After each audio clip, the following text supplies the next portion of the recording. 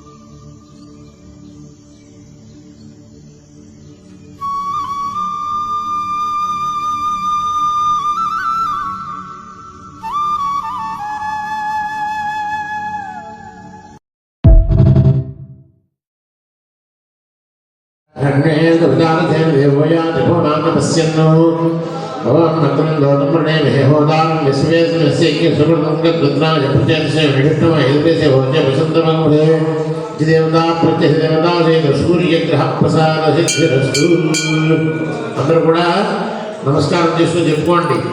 సూర్య అరిష్టేతు సంప్రాప్తే సూర్య పూజాంచ కారయేత్ సూర్య ధ్యానం ప్రవక్ష్యామి మమ శరీర రోగ పీడోప ఉపశాంతయే. అంటే నవగ్రహాల్లో మొదలైనటువంటి సూర్యుడిని ఆరాధించడం వల్ల సమస్తమైనటువంటి రోగాలన్నీ కూడా పోతాయి అని ఈ యొక్క పద్యానికి అర్థం.